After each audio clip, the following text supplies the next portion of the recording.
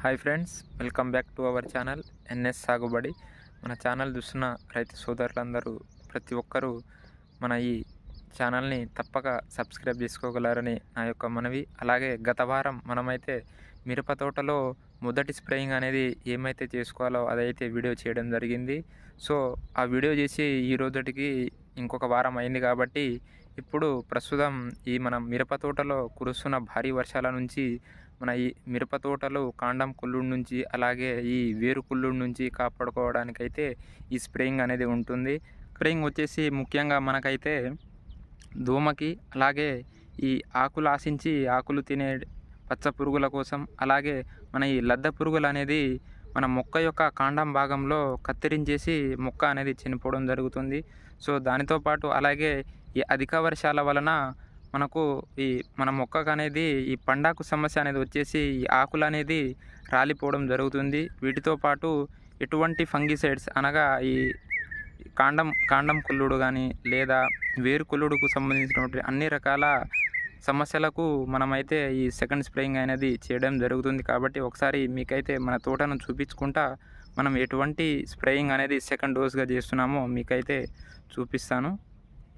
గత 3 రోజుల నుంచి కురుస్తున్న అధిక వర్షాల వలన మన తోటలో ముఖ్యంగా ఈ పండాకు సమస్య అనేది చాలా ఎక్కువగా కనిపిస్తుంది.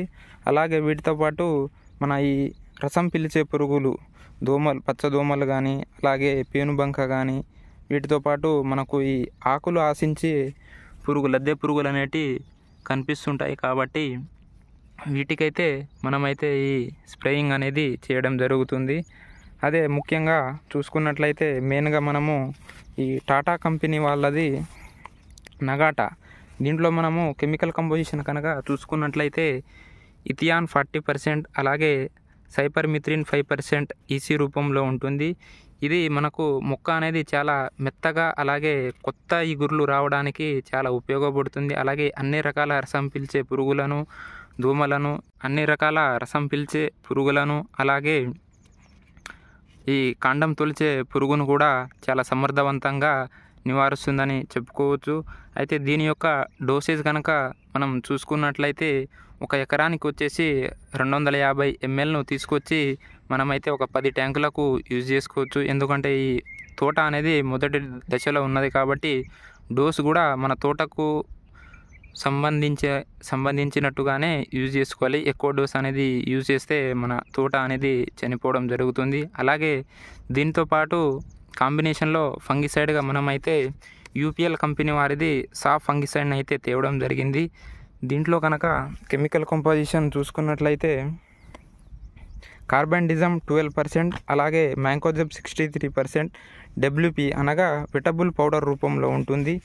ఇది మనము స్ప్రే చేయడం వలన మనకు మొక్కకు ఆశించినటువంటి ఈ మొక్కకు పండాకు సమస్యను నివారిస్తుంది. అలాగే ఏమైనా ఫంగిసైడ్స్, కాండం కుళ్ళుడు కానీ, వేరు కుళ్ళుడు కానీ, ఆకుమచ్చ కానీ ఏమున్నా కానీ ఈ ఫంగిసైడ్ వలన మనమైతే తోటను కాపాడుకోవచ్చు. కాబట్టి దీని యొక్క డోసేజ్ కనుక చూసుకున్నట్లయితే ఒక ఎకరానికి 250 గ్రాములు తీసుకొచ్చి మనమైతే స్ప్రే చేసుకోవాలి.